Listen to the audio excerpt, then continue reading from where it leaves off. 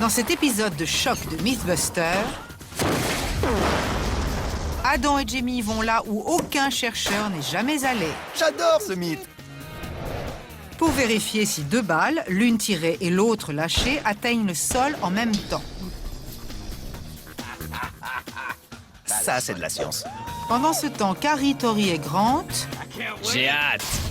frappent, percutent et s'éclatent à travers une histoire fabuleuse. Buster pourrait bien perdre ses chaussettes. Peut-on faire perdre ses chaussettes à quelqu'un sans les toucher? C'était génial. Qui sont les Mythbusters? Adam Savage Est-ce qu'il me manque un sourcil? et Jamie Heineman. La gloire a un prix. À eux deux, ils ont plus de 30 ans d'expérience dans le domaine des effets spéciaux.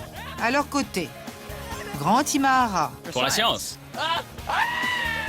Tori Belleci On peut le refaire? et Carrie Byron. Il n'y a qu'un mot pour ça. Plaf. Ils ne se contentent pas de recenser les mythes, ils les mettent à l'épreuve.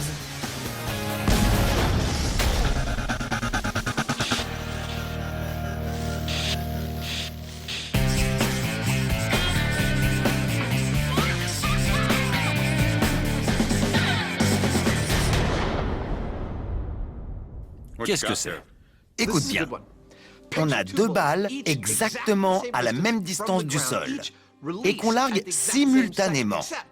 Sauf qu'on en laisse tomber une et que l'autre est tirée par une arme. Les lois de la physique classique affirment que les deux balles atteindront le sol au même moment. Suivant quelle théorie? Celle selon laquelle une balle projetée d'une arme n'a pas d'aile. Donc, la gravité devrait avoir le même effet sur elle que sur la balle qu'on lâche. Par conséquent, elle touche le sol en même temps. Une fable bien connue en physique dit que si on lâche une balle et qu'on en tire une autre de la même hauteur et simultanément, elles atteindront le sol au même moment. Mais c'est si difficile à tester que personne ne l'a fait, jusqu'à maintenant. Alors, qu'est-ce qu'on fait? J'y ai réfléchi longtemps. J'ai vu cette expérience expliquée dans tous les manuels. Mais je ne crois pas qu'elle ait déjà été tentée à grande échelle avec de vraies balles et de vraies armes. Voilà ce qu'on devrait faire. Ça risque d'être délicat. On devrait faire quelques tests ici avant d'utiliser des vraies balles. D'accord, allons-y. Avant de passer aux vraies balles, Adam trouve une façon plus simple de mettre la théorie à l'épreuve. Ce test compte deux parties. Premièrement, je vais lâcher cette bille depuis la hauteur de la table, indiquée par la ligne verte. Je vais filmer la chute avec une caméra à grande vitesse et mesurer le temps qu'elle met pour toucher le sol. Deuxièmement, je vais projeter la bille à l'aide d'un ressort de flipper. J'ai fait une marque pour assurer la précision lors de chaque essai. Je vais tirer la bille devant la même grille et mesurer le temps nécessaire pour arriver au sol à l'aide de la caméra. Si le mythe est vrai, les deux temps devraient être identiques. Allons-y. Je la lâche de la hauteur de la table. 3, 2, 1. Plutôt simple. Ça ne pourrait pas être plus simple. Mais il ne faut pas se fier aux apparences. En comptant les images de la scène, la bille a mis 201 images pour passer de ma main au sol. Comme on filme à 500 images par seconde, chaque image dure 2 millisecondes, ce qui fait au total 402 millisecondes. Pour les amateurs de chiffres décimaux, qui sont nombreux, c'est 4,02 dixièmes de seconde. Le résultat est de 402. Qu'en sera-t-il de la bille projetée? La caméra est prête. C'est l'heure de la magie du flipper. Et voilà, tir de flipper dans 3, 2, 1. Et les résultats sont flippants. Alors? C'est cool. Lorsque je laisse tomber la bille, ça lui prend 402 millisecondes pour atteindre le sol. Lorsque j'utilise le ressort de flipper, ça prend 410 millisecondes. 2% de différence, c'est pratiquement identique. Avec moins de 2% de différence, le résultat est probant et le mythe est presque confirmé. Mais Jamie est impassible. D'accord, mais je croyais qu'on parlait d'armes à feu. T'as hâte de tirer des coups de feu? Bah oui. Ok.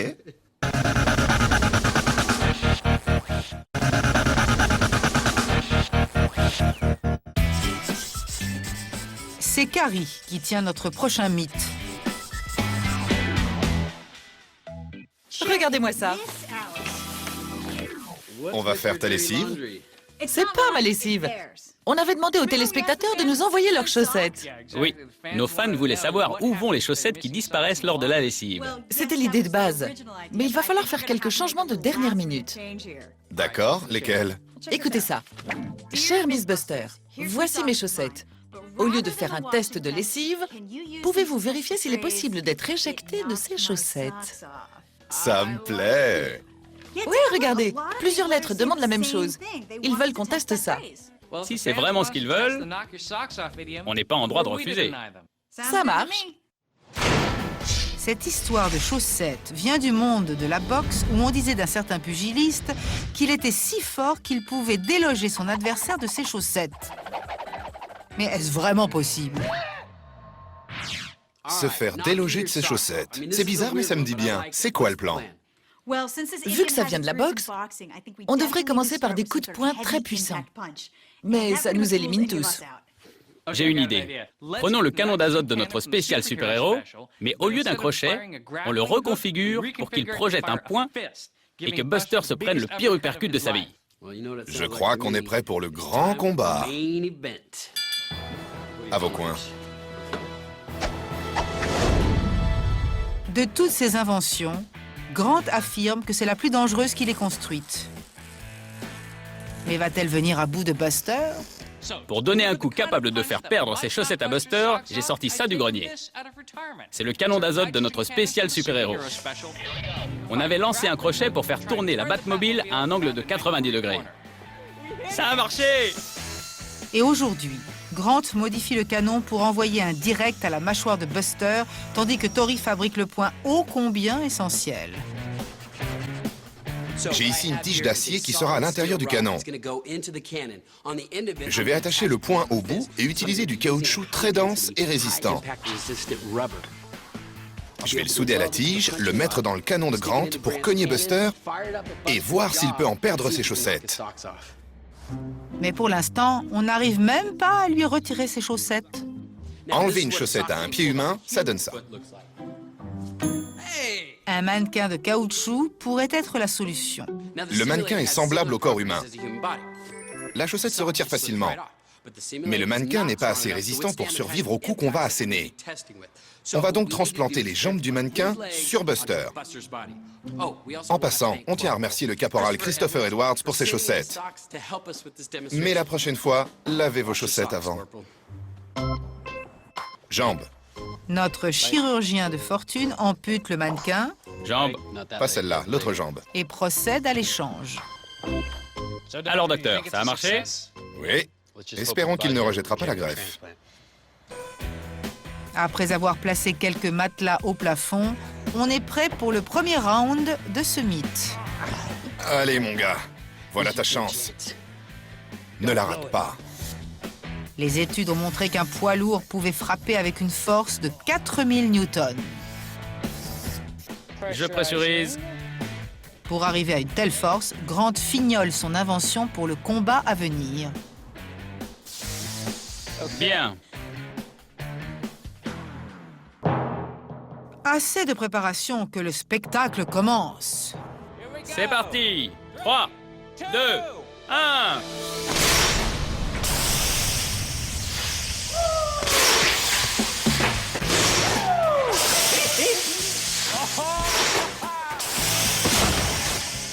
« 34 barres, c'est vraiment intense. Oui, on a fait péter les lumières. Quel coup! Mais on voit bien que malgré le carnage, Buster a gardé ses chaussettes, mais tout juste. Regardez-moi ça. Regarde, elles ont un peu glissé. Et vlan, dans les dents. Le coup a non seulement fait culbuter Buster, mais ce dernier a aussi perdu une chaussure, faisant en partie glisser la chaussette. Mais ce n'est pas suffisant pour confirmer le mythe. Si on regarde la séquence à haute vitesse, le canon a donné un coup d'une vitesse de 22,2 mètres secondes, ce qui donne une force de 6000 newtons, c'est-à-dire 50% de plus que le coup le plus puissant d'un poids lourd. Même avec une force surhumaine, on n'a pas réussi à faire perdre ses chaussettes à Buster. Mais vous savez quoi? Le canon a été à la hauteur. Je ne dirais pas que le mythe est bidon, même s'il est sérieusement mis en cause. Disons que ce n'est pas un boxeur qui a fait perdre ses chaussettes à quelqu'un. C'était peut-être quelque chose de plus gros et de plus puissant. Désolé Buster, il faut te ranimer. On n'est pas au bout de nos expériences. Debout mon vieux.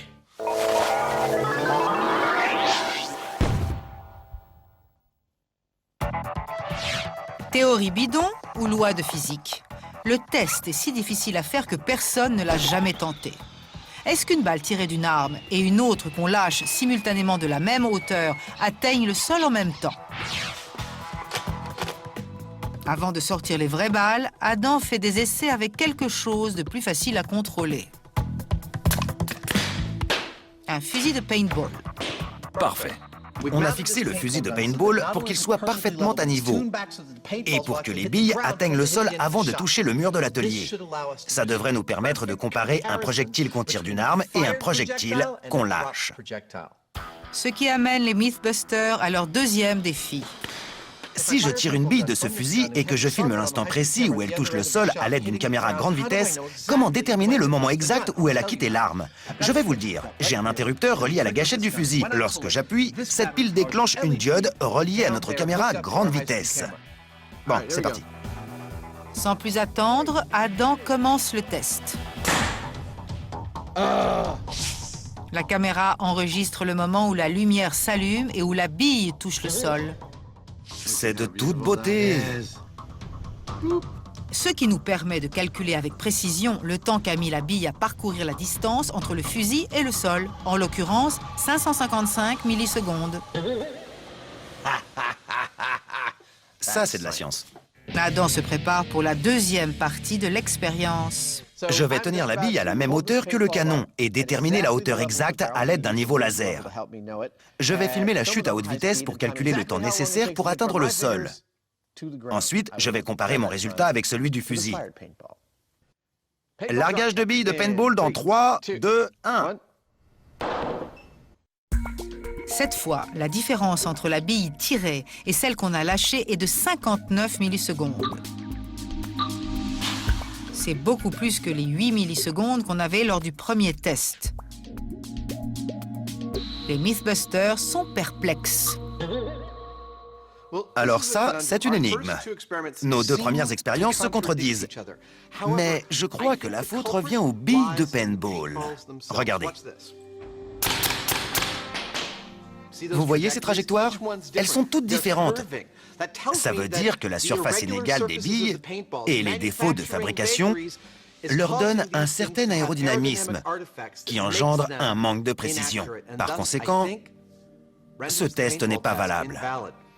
Je crois qu'on va devoir essayer avec de vraies balles, et ce, sans tarder.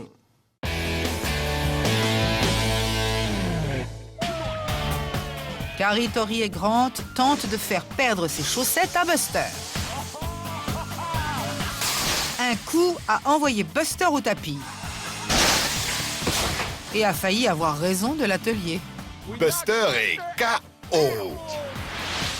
Alors l'équipe poursuit dehors avec quelque chose de plus puissant. Regardez-moi la taille de ce truc. Buster ne va pas apprécier. Plus de puissance veut dire plus de force, donc plus de chances que Buster en perde ses chaussettes. C'est un pendule à énergie potentielle gravitationnelle. En temps normal, on l'utilise pour tester la résistance des garde-fous. Mais aujourd'hui, on va l'utiliser comme bélier, en espérant que Buster en perde ses chaussettes. Mais avant d'exposer Buster au danger, Tu peux arrêter de freiner maintenant. Je ne freine pas. l'équipe veut vérifier le pouvoir destructif du pendule. J'ai hâte. Bon, allons-y. Dans 3, 2, 1.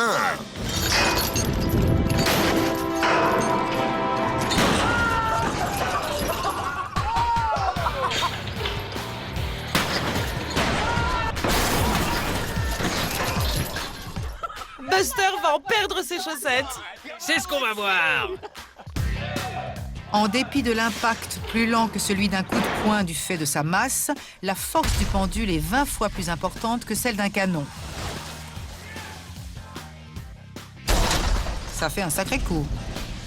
Regardez-moi ça.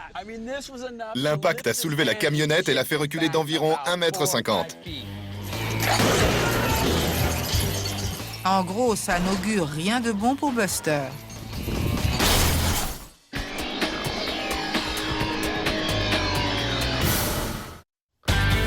Jusqu'ici, le test des billes tirées et lâchées simultanément pour voir si elles atteignent le sol en même temps Un peu trop fort. s'est avéré être un sac de nœuds pour Adam et Jamie. Parfait. Le mythe a semblé se confirmer lors du premier test,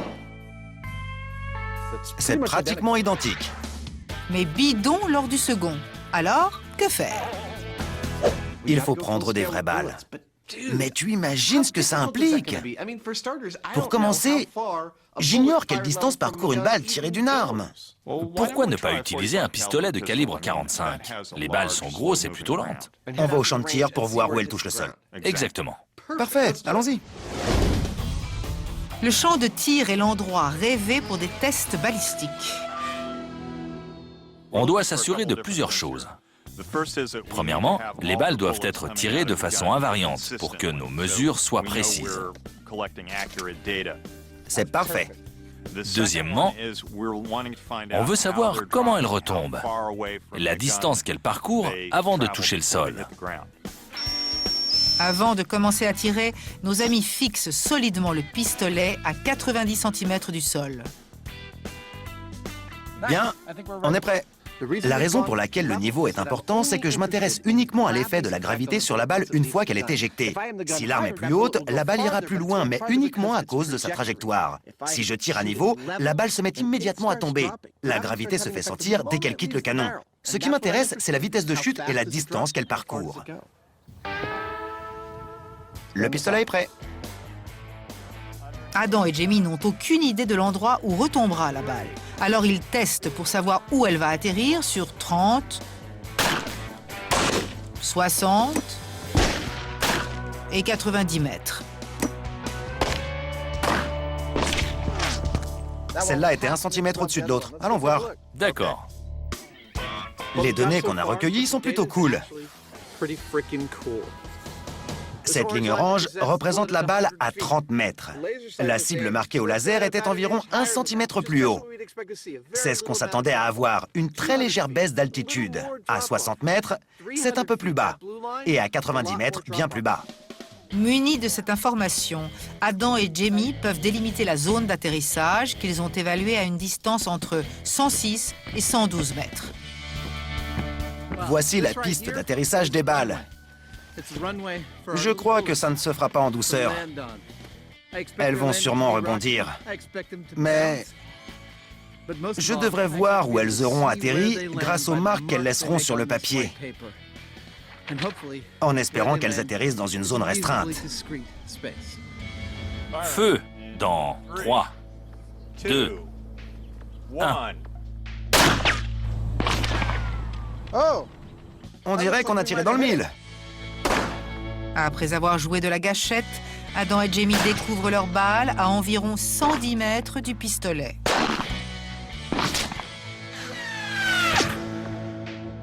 On a trouvé ce qu'on cherchait. On avait plus ou moins prédit où tomberaient les balles, mais on est à l'extérieur. La brise pourrait altérer les résultats. Et surtout, et c'est important, le sol est inégal. Alors pour de meilleurs résultats, il nous faut une surface parfaitement plane. Il ne nous reste qu'à trouver 120 mètres de surface plane. Je crois savoir où trouver ça.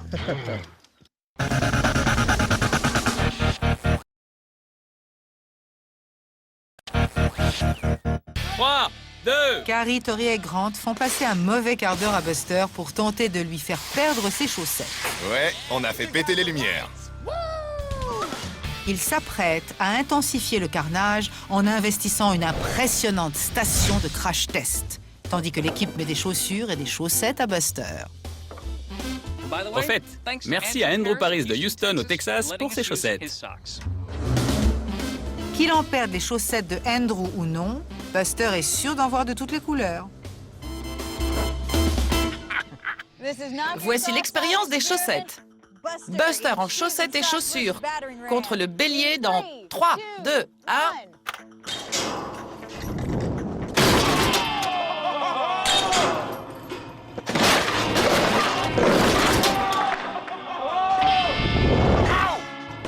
Il a toujours ses chaussures. Voyons si elles se sont défaites. Quel coup puissant! Ça a dû être douloureux. Regardez ça. Même pas défaite. Je parie que ses articulations se sont plus desserrées que ses chaussures. Il a l'air en bon état. On le remet en place pour un autre test? Ouais. Buster s'est pris un pendule de presque 1 tonne en pleine poitrine qu'il a envoyé valser à 12 mètres. Mais sans parvenir à lui enlever ses chaussures ou ses chaussettes. Mais on n'a pas dit notre dernier mot. Lors du dernier test, il a gardé ses chaussures. Et s'il ne portait que ses chaussettes? Peut-être que les chaussures retiennent les chaussettes. On dirait qu'on va repasser Buster à tabac. Remonter ses chaussettes. Buster en chaussettes contre le pendule. Dans 3, 2, 1...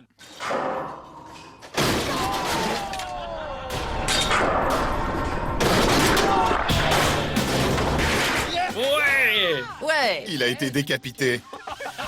Regardez, il a presque perdu une de ses chaussettes. Ouais, mais elle est toujours là. On ne peut pas dire qu'il a perdu ses chaussettes. Vous êtes trop exigeant. Carrie devrait peut-être visionner la séquence avant de s'emporter. Voilà le pendule qui arrive. Ses pieds sont propulsés vers l'arrière. Mais il garde ses chaussettes. Il les a toujours. Là, c'est là. Il est traîné par terre. Il ne perd pas ses chaussettes. Donc, ça ne compte pas. Non. Ce mythe semble impossible à confirmer. Mais avant de laisser tomber la méthode fracassante, Carrie a une dernière idée démente.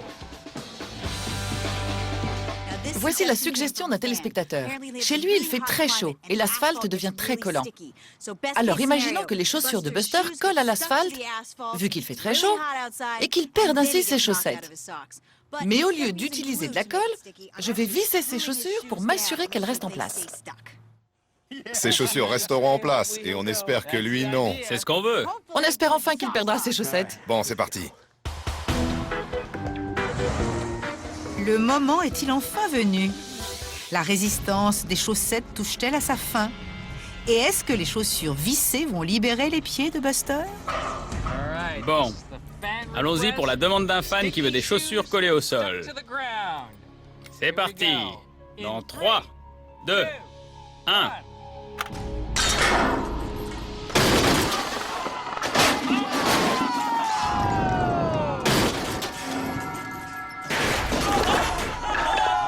Je vois pas s'il a toujours ses chaussettes. Cette fois, la tête de Buster a pris un sacré coup, mais il a gardé ses chaussettes. Regardez, il a perdu une main. Ses chaussures sont toujours là. Ouais, mais vérifions les chaussettes. Oh, il les a toujours. On est incapable de lui faire perdre ses chaussettes. Même sous l'effet d'un coup surpuissant et les chaussures vissées au sol, les chaussettes restent en place. Ouais, mais ce n'est pas encore officiellement bidon. Il faut tenter le tout pour le tout. Il nous faut une nouvelle technique, quelque chose de plus puissant. En d'autres termes, ce n'est pas encore terminé. Bon travail, mon vieux. Les Mythbusters partent à la recherche d'une force plus puissante.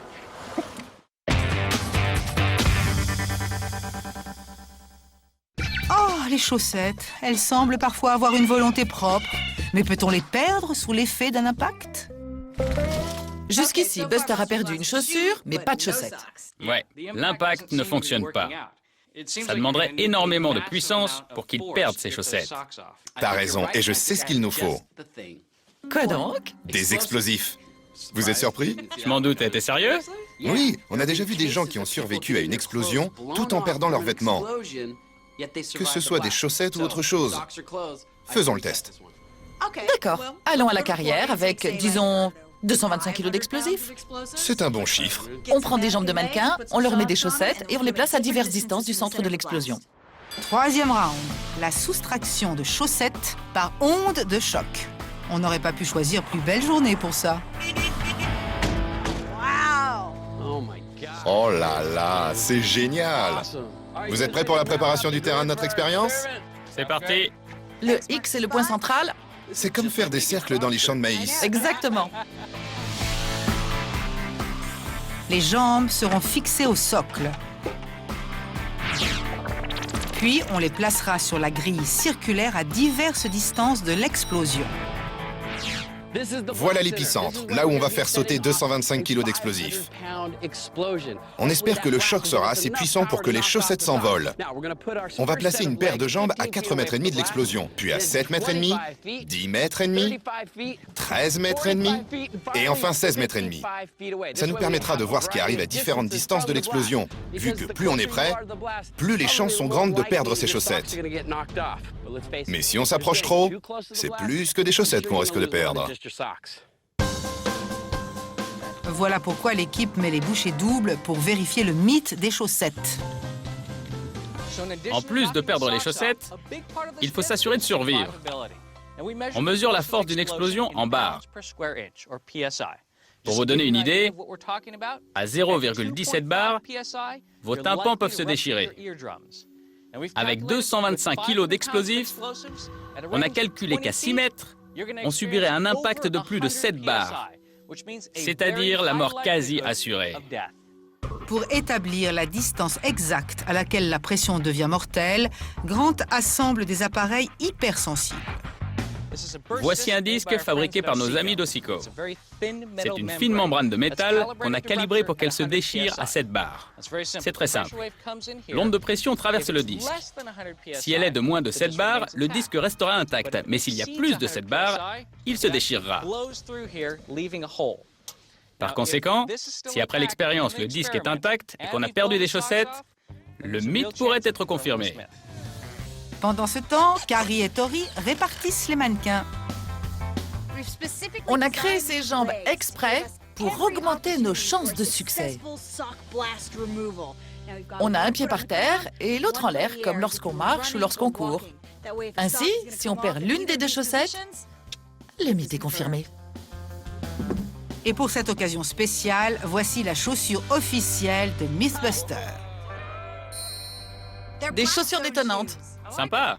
En plus, une de nos fans nous a tricoté toute une boîte de chaussettes. Un grand merci à Patience Boyd de Somerville dans le Massachusetts. À chaque station, certains pieds porteront vos chaussettes et des chaussures. C'est confortable? Et d'autres, seulement des chaussettes. C'est 4,5, ce qui veut dire chaussettes seulement à 4,5 mètres. De toute façon, après l'explosion, on pourra savoir où elles étaient placées à la base. Mais avant de tout faire sauter, l'équipe a besoin de 2 autres ingrédients essentiels. Cool. Tout d'abord, les pompiers. C'est bien connu. Pas d'explosion sans protection. Puis, les explosifs. Voici notre info. Cadeau de notre ancien agent du FBI, Frank Doyle. T'as un paquet pour nous? Vous n'allez pas être déçus. C'est de l'enfant? Oui. Ça devrait faire l'affaire. On devrait voir des chaussettes voler. Sans aucun doute. Si quelque chose est capable de faire des dégâts, c'est bien ça. Les explosifs sont en place, les jambes aussi, les disques sont branchés. Il est temps de nous sauver et de laisser Frank et son équipe faire les derniers préparatifs avant l'explosion.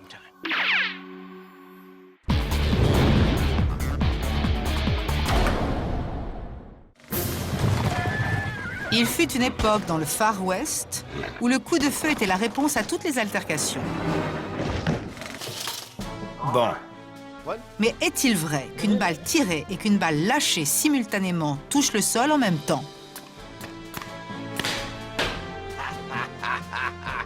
ça c'est de la science. Sur le champ de tir, Bon, on est prêt. Adam et Jamie ont découvert que la balle de leur calibre 45 automatique parcourait une distance de 110 mètres avant d'atteindre le sol. J'adore ce mythe. Il ne leur reste qu'à trouver un endroit pour mener une des expériences les plus sophistiquées jamais tentées par les Mythbusters.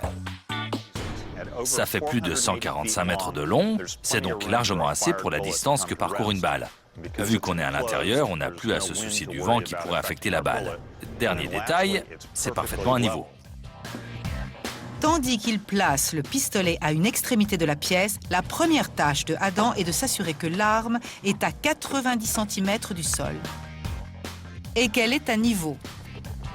Je vais viser cette cible à 6 mètres. À cette distance, la balle n'a pas le temps de perdre de l'altitude. Si la balle touche la cible à la même hauteur que le canon, c'est que le pistolet est parfaitement à niveau. Le pistolet est chargé. Feu dans 3, 2, 1...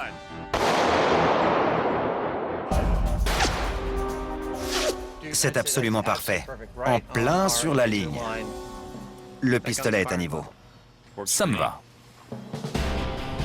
L'installation du pistolet étant réglée, Jamie passe à l'autre partie de l'expérience. Voici mon dispositif pour lâcher la balle. L'élément clé est cet électroaimant, car il retient la balle et au signal, il la laisse tomber. On a tous les détecteurs et tout l'équipement nécessaire pour évaluer le temps que prendront une balle qu'on lâche à 90 cm du sol et une balle qu'on va tirer depuis la même hauteur. On pourrait comparer les deux résultats comme on l'a fait avec les billes de paintball. Mais ce n'est pas assez. Notre vision va plus loin. On veut voir si la balle qu'on lâche va toucher le sol au même endroit que la balle qu'on tire. D'où notre installation. Je vous explique. Vous voyez la petite lumière rouge en bas à gauche de l'image de la caméra.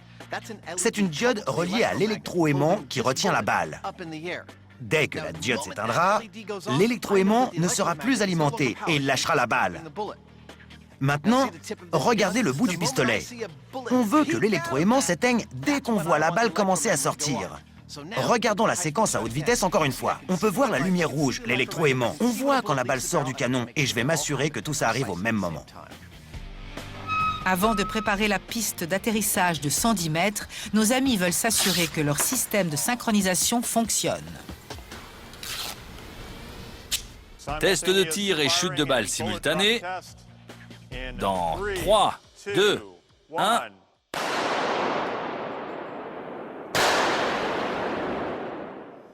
Regardons le résultat à haute vitesse. C'est là que les Mythbusters se rendent compte qu'ils ont un problème. Regardons l'instant où la lumière s'éteint. Le pistolet et la diode sont synchronisés, mais la balle ne tombe pas au même moment. Elle reste fixée à l'aimant pendant un moment. Oui. Tu crois qu'il y a une sorte de magnétisme résiduel? Si on regarde la séquence, on remarque que la balle reste accrochée à l'électroaimant pendant 65 millisecondes, ce qui indique qu'il y a beaucoup de magnétisme résiduel dans l'électroaimant, alors même qu'il est éteint. Ce n'est pas un bon mécanisme. Il faut donc recommencer. Et vite. De retour à la carrière, notre équipe obsédée par les chaussettes est allée sagement se mettre à l'abri de la zone d'explosion. Bon, les explosifs sont prêts, les jambes et les disques sont en place. Vous êtes prêts? Je suis prêt, et toi? Absolument. Voici donc l'explosion de 225 kilos dans le but de leur faire perdre des chaussettes. Concentrez-vous. C'est parti dans 3, 2, 1...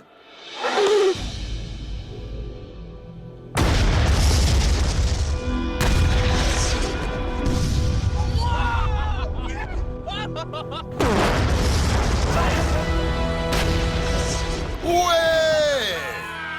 Cool! C'était génial! L'après-coup nous frappe en pleine poitrine. C'était incroyable.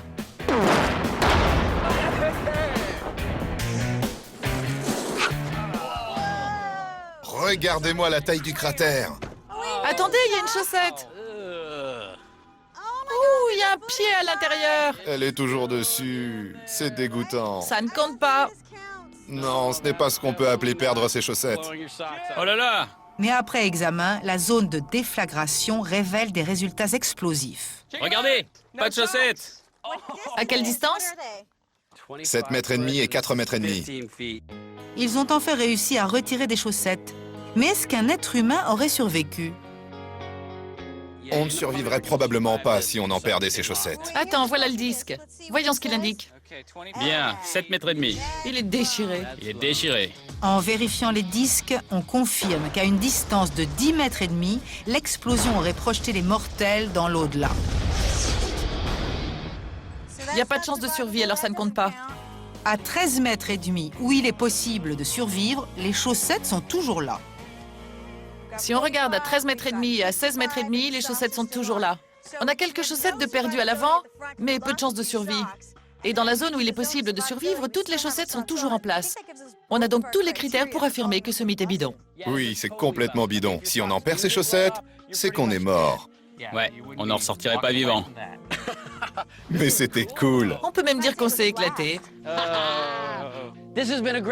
Ça a été génial du début à la fin. Et on a récolté des preuves solides que ce mythe est bidon. Personne ne peut perdre ses chaussettes et survivre. C'est impossible. Ce mythe est bidon.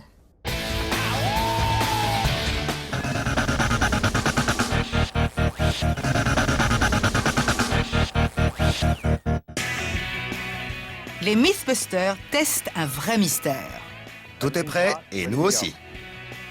Une balle tirée contre une balle qu'on lâche. Mais un aimant qui refuse de collaborer ralentit toute l'affaire. Elle reste accrochée même si on l'éteint. Adam n'est pas du genre à se décourager. Génial, ça marche. Ça, non. On a laissé tomber l'électroaimant. On a un petit solénoïde qui va se retirer et faire tomber la balle. Il ne nous reste qu'à l'essayer, ajuster les timings, les confirmer et on sera prêt pour le vrai test. Le nouveau système de largage simultané est prêt pour son baptême du feu. Bon, largage simultané dans 3, 2, 1...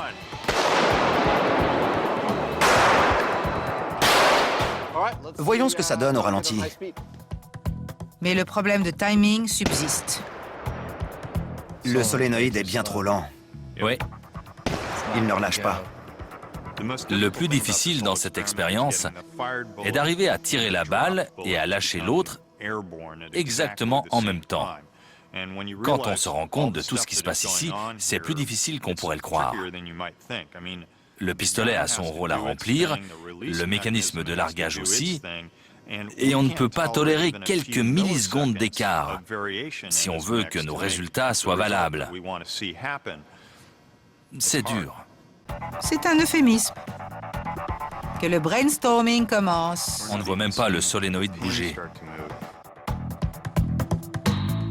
C'est bien le problème, il est en retard. On va réessayer. Après avoir passé 4 heures à tenter de résoudre le problème du solénoïde, Essayons 2 fois.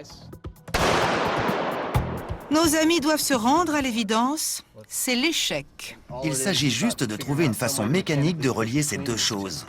Jusqu'à ce que Jamie sauve la situation in extremis. On pourrait mettre une charnière entre les deux. Ouais, ça devrait marcher. Il faut qu'on puisse le rattacher sur le bord. Je pourrais faire une pince. Il ajoute une pince de métal à la gâchette pour retarder le pistolet de quelques millisecondes et ainsi le synchroniser au solénoïde. Tout est prêt, allons-y.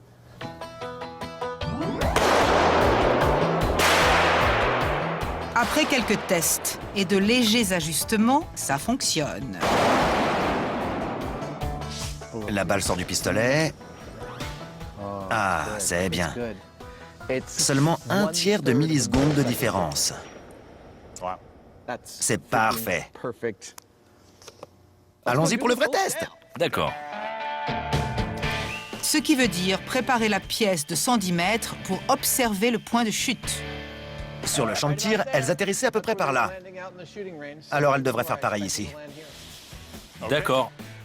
Adam place une piste de papier blanc pour permettre à la caméra de capter et mesurer les 2 balles au même moment, au même endroit et dans le même plan. La seule chose qui manque pour s'attaquer à l'histoire de la physique, c'est le dispositif de largage de Jamie. Laissez-moi vous expliquer notre installation expérimentale complexe. Ça commence avec Jamie qui tire sur la corde, ce qui déplace la pince métallique et permet au ressort d'accomplir sa tâche, à savoir permettre au doigt de métal d'appuyer sur la gâchette et de tirer la balle pour qu'elle suive sa trajectoire. Mais ce n'est pas tout. Revenez, revenez, revenez. Car en appuyant sur la gâchette, on est relié à ce fil branché à un ordinateur tout là-bas. Allons-y. On peut accélérer cette partie-là, non? Le signal envoyé par le canon du pistolet est synchrone avec le signal électronique envoyé par la balle, qui tombe de notre dispositif de largage. On espère que les deux balles vont se rencontrer. Tout ça sera capté par cette caméra à grande vitesse, ici même. On est prêt? On va l'avoir du premier coup. Tu crois? Ouais. Tu ne fais jamais de prévision. C'est génial! La balle tirée contre celle qu'on lâche dans 3, 2, 1...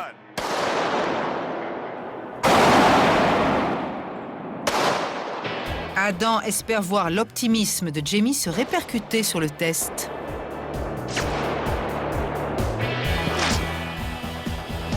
Mais à une distance de 110 mètres, ils ne peuvent pas voir le point de chute exact des balles. Allons voir où elles sont tombées. Adam se rend à l'autre bout de la pièce pour vérifier l'emplacement.